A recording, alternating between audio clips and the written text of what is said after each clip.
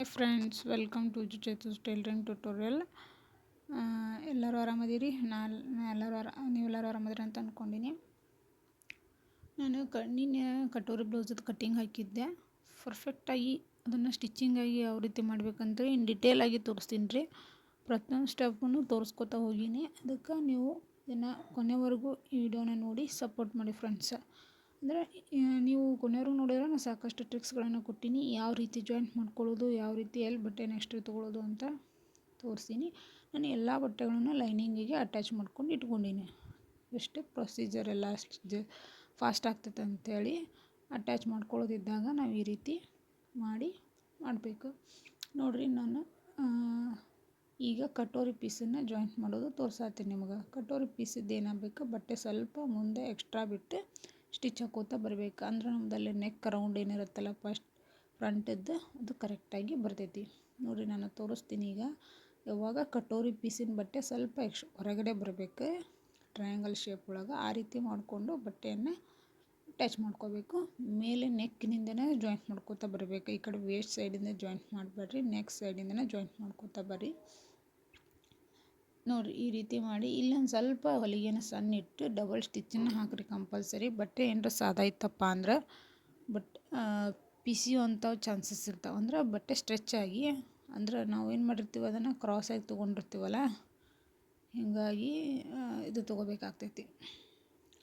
ನೋಡಿರಿ, ಈ ರೀತಿ ಮಾಡ್ಕೊಂಡ್ಮೇಲೆ ಕಂಪಲ್ಸರಿ ಯಾವುದೇ ಕಟೋರ್ ಬ್ಲೌಸ್ ಆದರೂ ಈ ರೀತಿ ಒಂದು ಸ್ವಲ್ಪ ಉಗುರ್ಲೆ ಸ್ವಲ್ಪ ಈ ರೀತಿ ಮಾಡಿರಿ ನೀಲ್ಲಿ. ಅಂದ್ರೆ ನೋಡಿರಿ ಎಷ್ಟು ನೀಟ್ ಅನ್ನಿಸ್ತಲ್ರಿ. ಅಷ್ಟೇ ಮಾಡಿದರೆ ಕರೆಕ್ಟಾಗಿ ಅರ್ಧ ಫೋಲ್ಡ್ ಮಾಡ್ಕೊರಿ. ಕಟೋರಿ ಪೀಸನ್ನು ಕರೆಕ್ಟಾಗಿ ಅರ್ಧ ಫೋಲ್ಡ್ ಮಾಡಿಕೊಂಡು 1.5 ಇಂಚು 1 ಇಂಚು ಅಲ್ಲೇ ನಮ್ಮ ಕಾರ್ನರ್ ಒಳಗೆ ಸ್ವಲ್ಪ ಬಟ್ಟೆ ಕಡಿಮೆ ಇರುತ್ತೆ ಅಂತೇಳಿ ಕಡಿಮೆ 1.5 ಇಂಚು 3 ಇಂಚಿಗೆ ನೀವು ಕರೆಕ್ಟಾಗಿ ಒಂದು ಮಾರ್ಕನ್ನು ಹಾಕ್ಕೊಂಡು ಈ ರೀತಿ ಡಾಚನ್ನು ಹಿಡೀರಿ. ಈ ರೀತಿ ಹಿಡಿದ್ರಿ ಅಂದ್ರೆ ನಿಮ್ಮ ಕಟೋರಿ ಯಾವುದೇ ಬರಲ್ರಿ, ಭಾಳ ಜಸ್ಟ್ ಸೈಜ್ ಕಡಿಮೆ ತಿಂದಾಗ ಅಷ್ಟೇ ಇಲ್ಲ ಕಡಿಮೆ ಮಾಡಿರಿ. ಇಲ್ಲ ಆಲ್ಮೋಸ್ಟ್ ಎಲ್ಲ ಬ್ಲೌಸಿಗೂ 3 ಇಂಚು 1.5 ಇಂಚ ಬರ್ತೈತೆ ರೀ. ಅಷ್ಟೇ ಸ್ಟಿಚ್ ಮಾಡಿ ನೋಡಿರಿ, ಎಷ್ಟು ಕರೆಕ್ಟಾಗಿ ಸ್ಟ್ರೇಟಾಗಿ ಸೆಂಟ್ರಲ್ಲಿ ಕರೆಕ್ಟಾಗಿ ಬಂದೈತೆ ರೀ. ಒಂದು 1/4 ಇಂಚಿನಷ್ಟು ಹೆಚ್ಚಿಗಿದೆ. ಇದನ್ನು ಈ ರೀತಿ ಟ್ರಿಮ್ ಮಾಡಿ ತೆಗೀರಿ. ಅದು ಹೆಚ್ಚಾಗಿ ಬಂದಿದ್ದನ್ನು ಈ ರೀತಿ ಟ್ರಿಮ್ ಮಾಡಿರಿ. ಈಗ ನೋಡಿರಿ, ಕ್ರಾಸ್ ಬೆಲ್ಟನ್ನು ಅಟ್ಯಾಚ್ ಮಾಡ್ಕೋಬೇಕು. ಕ್ರಾಸ್ ಬೆಲ್ಟ್ ಅಟ್ಯಾಚ್ ಮಾಡ್ಕೋಬೇಕಾದ್ರೆ ಕೆಲವೊಂದು ಟಿಪ್ಸನ್ನು ಫಾಲೋ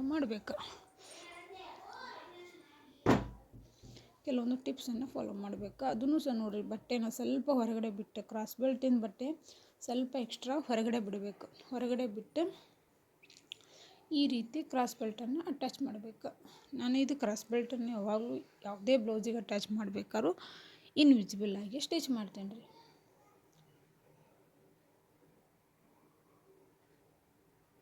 ನೋಡಿರಿ, ಇಷ್ಟೆಲ್ಲ ಆದಮೇಲೆ ಈ ರೀತಿ ಅಟ್ಯಾಚ್ ಮಾಡ್ಕೊಂಡ್ಮೇಲೆ ನಾವು ಈ ರೀತಿ ಫೋಲ್ಡ್ ಮಾಡಿ ಸೆಂಟ್ರಲ್ಲಿ ಇಟ್ಕೊಂಡು ಈಗ ಮತ್ತೆ ಒಳ್ಳೆ ಈ ಕಡೆ ಲೈನಿಂಗನ್ನು ಮತ್ತು ಮೇನ್ ಫ್ಯಾಬ್ರಿಕನ್ನು ಎರಡೂ ಅಟ್ಯಾಚ್ ಮಾಡ್ಕೋಬೇಕು. ಯಾರೆಲ್ಲ ಸಪೋರ್ಟ್ ಮಾಡಿದೆ ನೋಡ್ತಾ ಇದ್ದೀರಿ, ಎಲ್ಲರೂ ಸಪೋರ್ಟ್ ಮಾಡ್ಕೊಂಡು ನೋಡಿರಿ. ಸಬ್ಸ್ಕ್ರೈಬ್ ಮಾಡಿರಿ ಎಲ್ಲರೂ ಪ್ಲೀಸ್. ಯಾರು ಹೊಸ್ದಾಗಿ ನೋಡಕತ್ತೀರಿ ಎಲ್ಲರೂ ಸಬ್ಸ್ಕ್ರೈಬ್ ಮಾಡಿರಿ ಪ್ಲೀಸ್. ನಾ ಹಾಕುವಂಥ ವಿಡಿಯೋಗಳು ನಿಮಗೆ ನೋಟಿಫಿಕೇಷನ್ ಒಳಗೆ ಬರ್ತಾ ಇರ್ತಾವೆ. ಪ್ಲೀಸ್ ಸಪೋರ್ಟ್ ಮಾಡಿ ಫ್ರೆಂಡ್ಸ್, ಎಲ್ಲರೂ ಸಪೋರ್ಟ್ ಮಾಡಿರಿ. ನಾನು ಇನ್ನೂ ಸಾಕಷ್ಟು ಟ್ರಿಕ್ಸ್ಗಳನ್ನು ಕೊಡ್ತೀನಿ. ಕಟೋರಿ ಬ್ಲೌಸದ ಫಿನಿಶಿಂಗ್ ಮಾತ್ರ ಭಾಳ ಚಂದ ಬರ್ತಾವೆ ರೀ. ಹೀಗಾಗಿ ನೋಡಿರಿ, ನೀವು ಕೊನೆವರೆಗೂ ವಿಡಿಯೋ ನೋಡಿ ನೀವು ಅದನ್ನ ರೀತಿ ಸ್ಟಿಚ್ ಮಾಡಿದ್ರೆ ಅಂದ್ರೆ ನಿಮ್ಗೆ ಅದ್ರ ಫಿನಿಶಿಂಗ್ ಗೊತ್ತಾಗ್ತೈತಿ. ಇಲ್ಲಿ ನೋಡಿರಿ, ಕ್ರಾಸ್ ಬೆಲ್ಟ್ ಸ್ವಲ್ಪ ಕಡಿಮೆ ಬಿದ್ದೈತೆ ರೀ ನಮ್ಮದು ಇದು ಬ್ಲೌಸಿಗೆ. ಅದಕ್ಕೆ ಅದು ಕಡಿಮೆ ಬಿದ್ದರೆ ಏನು ಇದು ಮಾಡಬೇಡ್ರಿ, ಅದಕ್ಕೆ ಅಟ್ಯಾಚ್ ಮಾಡ್ಕೋಬೇಡ್ರಿ.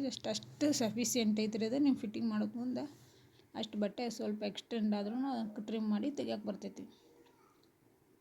ನೋಡಿರಿ, ಈ ರೀತಿ ಈಗ ರಿಂಗ್ ಪಟ್ಟಿ ಮತ್ತು ಉಕ್ಕಿನ ಪಟ್ಟಿ ಎರಡೂ ಅಟ್ಯಾಚ್ ಮಾಡ್ಕೊಳ್ಳೋದೈತಿ. ಈ ರೀತಿ ಕರೆಕ್ಟಾಗಿಟ್ಟು ಒಂದು ಸ್ಟಿಚ್ ಹಾಕೋರಿ. ನೋಡಿ, ಟರ್ನ್ ಮಾಡಿಕೊಂಡು ಇನ್ನೊಂದು ಸ್ಟಿಚ್ ಹಾಕೋರಿ ಅದ್ರ ಮೇಲೆ, ಯಾವುದು ಲೈನಿಂಗ್ ಮೇಲೆ. ಈ ಫೋಲ್ಡ್ ಆದಮೇಲೆ ಇನ್ನೊಂದು ಫೋಲ್ಡ್, 2 ಫೋಲ್ಡ್ ಮಾಡಿ ಈ ರೀತಿ ಕರೆಕ್ಟಾಗಿ ಎಡ್ಜಿಗೆ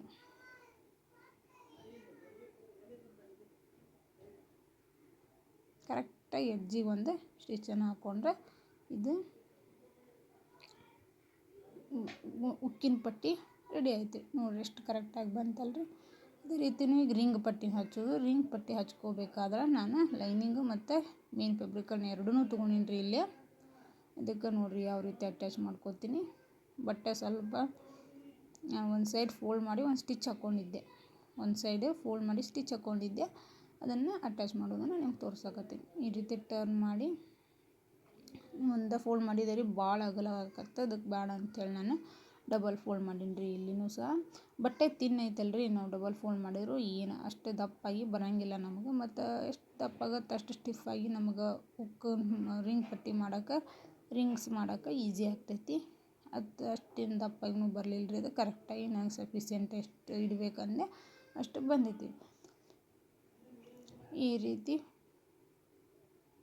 ನೋಡಿರಿ, ಕರೆಕ್ಟ್ ನೋಡಿರಿ. ಈ ನೆಕ್ಕನ್ನು ಒಂದು ಹೆಚ್ಚು ಬಂದೈತೆ ರೀ, ಒಂದು ಕಡಿಮೆ ಬಂದೈತೆ ರೀ. ಅದನ್ನು ಯಾವ ರೀತಿ ಬ್ಯಾಲೆನ್ಸ್ ಮಾಡಬೇಕಂತ ಯಾವ ರೀತಿ ನೋಡಿರಿ, ಕರೆಕ್ಟಾಗಿ ಅವ್ರದ್ದು ಎಷ್ಟು ಬೇಕು ಅಲ್ಲಿಂದ 1/4 ಇಂಚ್ ಮೇಲೆ ಇಟ್ಟು ಮಾರ್ಕ್ ಹಾಕ್ಕೊಂಡು ರೌಂಡ್ ಶೇಪ್ ಒಳಗೆ ಟ್ರಿಮ್ ಮಾಡಿ ಇಟ್ಕೋಬೇಕು.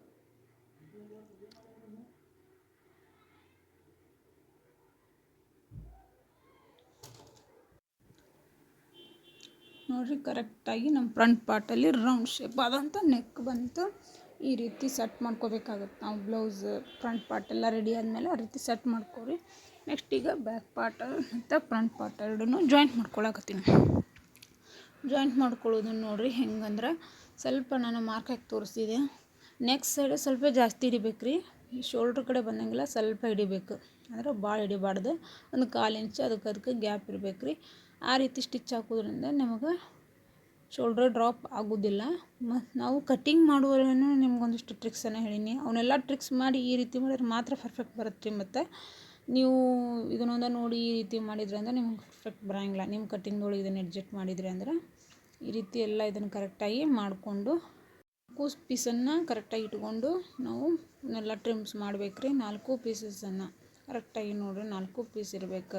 ನಾವೇನು ಫಿಟ್ಟಿಂಗ್ ಮಾಡುವಂಥ 4 ಪೀಸಸ್ ಅವ್ರ ಬ್ಲೌಸಿಂದ ನೋಡ್ಕೋಬೇಕು ರೀ. ಕರೆಕ್ಟ್ ಎಷ್ಟೈತಿ ಅಷ್ಟಕ್ಕೊಂದು ಮಾರ್ಕ್ ಹಾಕೋಬೇಕು. ನೋಡಿರಿ, ಒಂದು 3/4 ಇಂಚ್ವರೆಗೂ ಸ್ವಲ್ಪ ಜಾಸ್ತಿ ಬಂದೈತೆ ನಮ್ಮದು. ನಾವು ಈ ರೀತಿ ಟ್ರಿಮ್ಸ್ ಏನಾದರೂ ಮಾಡಲಿಲ್ಲ ಅಂದ್ರೆ ಆರ್ಮೋಲ್ ಶೋಲ್ಡ್ರ್ ಡ್ರಾಪ್ ಆಗೋ ಚಾನ್ಸಸ್ ಐತೆ ರೀ. ಈ ಟ್ರಿಕ್ಕನ್ನು ನೀವು ಎಲ್ಲರ ಫಾಲೋ ಮಾಡಲಿಲ್ಲ ಅಂದ್ರೆ ಶೋಲ್ಡ್ರ್ ಡ್ರಾಪ್ ಆಗೋ ಚಾನ್ಸಸ್ ಐತಿ. ಅದಕ್ಕೆ ಶೋಲ್ಡ್ರ್ ಡ್ರಾಪ್ ಆಗಬಾರ್ದಂದ್ರೆ ಇವೆಲ್ಲ ಟ್ರಿಕ್ಸ್ಗಳನ್ನು ಫಾಲೋ ಮಾಡಿ ಸ್ಟಿಚ್ ಮಾಡಿದ್ದಾತಂದ್ರೆ ಬ್ಲೌಸು ಪರ್ಫೆಕ್ಟಾಗಿ ಬರ್ತೈತೆ ರೀ ನಿಮ್ಗೆ. ಈಗ ನೋಡಿರಿ, ನೆಕ್ ಒಳಗೆ ನಾನು ಏನು ಮಾಡ್ತೀನಿ, ಜಸ್ಟ್ ಪೈಪಿಂಗ್ ಮಾಡ್ತೀನಿ. ಪೈಪಿಂಗನ್ನು ನಾರ್ಮಲ್ ಪೈಪಿಂಗನ್ನು ಮಾಡಕತ್ತೀನಿ, ಗೋಟು ಕೊಡಕತ್ತೀನಿ. ಜಸ್ಟ್ ಏನು ಥ್ರೆಡ್ ಇಲ್ಲ, ಏನಿಲ್ಲ. ಥ್ರೆಡ್ ಇರಲಾರ್ದೂ ಯಾವ ರೀತಿ ಕೊಡ್ಬೋದು ಅಂತಂದ್ರೆ, ಇದು ಬಟ್ಟೆ ಮೀನ್ ಸ್ವಲ್ಪ ತಿಳುವಾಗಿರೋದ್ರಿಂದ ನಾನು ಡಬಲ್ ಫೋಲ್ಡನ್ನು ತೊಗೊಂಡ್ಬಿಟ್ಟಿನಿ ರೀ. ತೊಗೊಂಡು ಈ ರೀತಿ ಇದನ್ನು ಫುಲ್ ಬ್ಲೌಸ್ ಅರೌಂಡ್ ನಮ್ಮ ನೆಕ್ಕಲ್ಲಿ ಫಸ್ಟ್ ಫ್ರಂಟ್ ನೆಕ್ಕಿಂದ ಟರ್ನ್ ಫಸ್ಟ್ ಮತ್ತು ಫ್ರಂಟ್ ನೆಕ್ ಒಟ್ಟು ಫ್ರಂಟ್ ಇಷ್ಟು ನೆಕ್ವರೆಗೂ ಈ ರೀತಿ ಜಾಯಿಂಟ್ ಮಾಡ್ಕೊರಿ. ಎಷ್ಟು ಒಂದು 1/4 ಇಂಚ್ವರೆಗೂ ಬಿಟ್ಟು ಮಾಡ್ಕೊರಿ. 1/4 ಇಂಚ್ ಅಷ್ಟೇ ಬಿಡ್ರಿ, 1/4 ಇಂಚಿನಷ್ಟು ಬಿಟ್ಟು ಒಂದು ಹೊಲಿಗೆ ಹಾಕೋತಾ ಬರ್ರಿ. ಈ ರೀತಿ ಮಾಡ್ಕೊಂಡು ನೋಡಿರಿ, ಹೊರಗೆ ಮುಗಿಯೋಕೆ ಬಂದು ಕೂಡ ಇಲ್ಲಿ ಸ್ವಲ್ಪ ಒಳಗೆ ಫೋಲ್ಡ್ ಮಾಡಿಕೊಂಡು ಸ್ಟಿಚ್ ಮಾಡ್ಕೋಬೇಕು. ಇದಕ್ಕೂ ಸಹ ನಾವು ಟ್ರಿಮ್ಸನ್ನು ಮಾಡ್ಕೊಳಬೇಕು ರೀ. ಅಂದ್ರೆ ನಮಗೇನಾಗುತ್ತಂದ್ರೆ ಕರೆಕ್ಟಾಗಿ ಏನು ರೌಂಡ್ಸ್ ಅದಾವಲ್ಲ ಕರೆಕ್ಟಾಗಿ ಟರ್ನ್ ಆಗ್ತಾವೆ, ಕರೆಕ್ಟಾಗಿ ಬರ್ತಾವೆ. ಈ ರೀತಿ ಆದಮೇಲೆ ನಾವೇನು ಮಾಡ್ಬೋದು ಅಂತಂದ್ರೆ,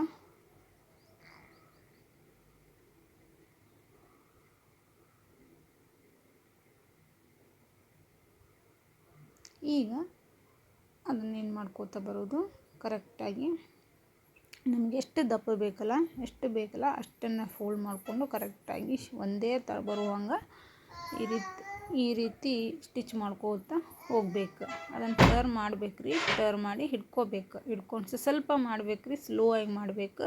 ಯಾವುದೇ ಬಟ್ಟೆಯನ್ನು ಜಗ್ಗಕ್ಕೆ ಹೋಗಬೇಡ್ರಿ. ಬಟ್ಟೆ ಜಗ್ಗಿದ್ರೆ ಅಂದರೆ ನಮ್ಮದು ಶೇಪ್ ಏನಿದೆಲ್ಲ ರೌಂಡ್ ಶೇಪ್ ಇದ್ದು ಬೇರೆ ಶೇಪಾಗಿ ರೆಡಿ ಆಗ್ತೈತಿ. ಅದಕ್ಕೆ ಯಾವುದೇ ಬಟ್ಟೆನ ಜಗ್ಬೇಡ್ರಿ. ಕರೆಕ್ಟಾಗಿ ಒಂದು ಸೇಮ್ ಪೊಸಿಷನ್, ಸೇಮ್ ಥಿಕ್ನೆಸ್ ಒಳಗೆ ನೀವೇನು ಮಾಡಿರಿ, ಸ್ವಲ್ಪ ಪೂರ್ತಿ ಟರ್ನ್ ಮಾಡಬೇಕು.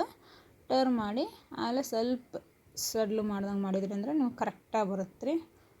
ನೋಡಿರಿ, ನಾನು ಮಾಡಾಕತ್ತೀನಿ ಆ ರೀತಿ ಫೋಲ್ಡ್ ಮಾಡಿ ಆಮೇಲೆ ಸ್ವಲ್ಪ ಈ ಕಡೆ ಸ್ವಲ್ಪ ಜಗ್ ಬಿಡಬೇಕು ರೀ. ಎಷ್ಟು ಬೇಕು ಅಷ್ಟೇ ಜಗ್ ಬಿಡಬೇಕು, ಎಷ್ಟು ಕರೆಕ್ಟಾಗಿ ಬರ್ತೈತೆ. ಪೂರ್ತಿ ಹೊಳಸ್ಬೇಕು, ಸ್ವಲ್ಪ ಜಗ್ ಮಾಡಬೇಕು. ಈ ರೀತಿ ಮಾಡೋದ್ರಿಂದ ಎಷ್ಟು ಕರೆಕ್ಟ್ ಬರುತ್ತೆ ಗೊತ್ತೇನ್ರಿ ನಿಮ್ಮದು. ನೋಡಿರಿ, ನಾನು ಎಷ್ಟು ಸ್ವಲ್ಪ ಮಾಡ್ಕೊತಾ ಹೊಂಟೀನಿ. ಅಂಥ ಎಕ್ಸ್ಪೀರಿಯೆನ್ಸ್ ಅದಾರಂದ್ರು ಅವರಿಗೆ ಇದೇ ರೀತಿ ಪ್ರೊಸೀಜರ್ ಒಳಗೆ ಮಾಡ್ಬೇಕು ರೀ. ಅವರು ಒಂದು 10 ಇಂಚ್ವರೆಗೂ ಇಟ್ಟು ಮಾಡೋಕೆ ಚಾನ್ಸೇ ಇಲ್ಲ ರೀ.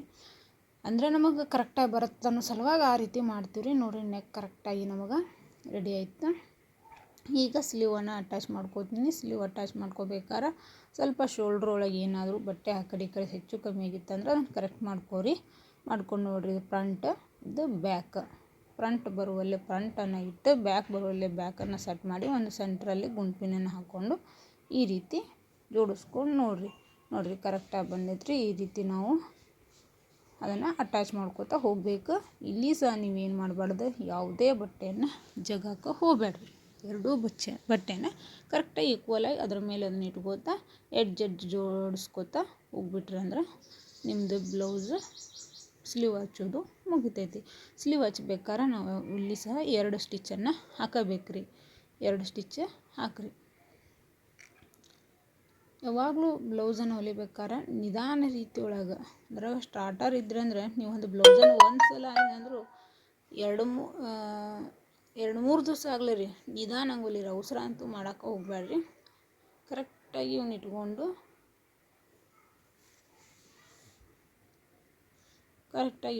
ಒಂದು ಎಡ್ಜಿಗೆ ಒಂದು ಸ್ಟಿಚ್ಚನ್ನು ಹಾಕಿರಿ. ಎಡ್ಜಿಗೆ ಕರೆಕ್ಟಾಗಿ ಒಂದು ಸ್ಟಿಚ್ ಹಾಕಿ ಹೊಳ್ಳೆ ಮತ್ತು ಬ್ಲೌಸನ್ನು ತಿರುಗಿಸ್ಕೊಂಡು ಇಲ್ಲಿ ಒಂದು ಸ್ಟಿಚ್ಚನ್ನು ಹಾಕಿರಿ. ಸ್ಟಿಚ್ಚನ್ನು ಹಾಕಿ ಅದರ ಮೇಲೆ ಒಂದು ಎಡ್ಜಿಗೆ ಒಂದು ಸ್ಟಿಚ್ಚನ್ನು ಹಾಕಿದ್ರಂದ್ರೆ ನಿಮಗೆ ಯಾವುದೇ ಎಲ್ಲ ಸುಕ್ಕು ಬಿಡ್ತಿರ್ತಾವಲ್ಲ ರೀ ಬ್ಲೌಸ್, ಅಂದ್ರೆ ಹೊಲಿಗೆ ಉಬಿಸ್ತಿರ್ತಾವಲ್ಲ ಆ ರೀತಿ ಆಗ್ಬಿಡೋದು. ಸ್ವಲ್ಪ ಈ ಬ್ಲೌಸ್ ಅದೇ ರೀತಿ ಇತ್ತು. ಅದಕ್ಕೆ ನಾ ಈ ರೀತಿ ಫಿನಿಶಿಂಗ್ ಮಾಡಿಕೊಂಡೆ. ಅವ್ರದ್ದು ರೆಡಿ ಬ್ಲೌಸನ್ನು ತೊಗೋಬೇಕು. ಅವ್ರದ್ದು ವೇಸ್ಟ್ ಯಾವಾಗಲೂ 32 ಇಂಚ್ ಐತಿ. ಅಂದ್ರೆ ಅದ್ರ 4ನೇದು ಒಂದು ಭಾಗ ಎಷ್ಟಂದ್ರೆ 8 ಇಂಚ್ ನೋಡಿರಿ. 8 ಇಂಚಿಗೆ ನಾ ಇಲ್ಲಿ ಮಾರ್ಕ್ ಹಾಕ್ಕೊಂಡೀನಿ.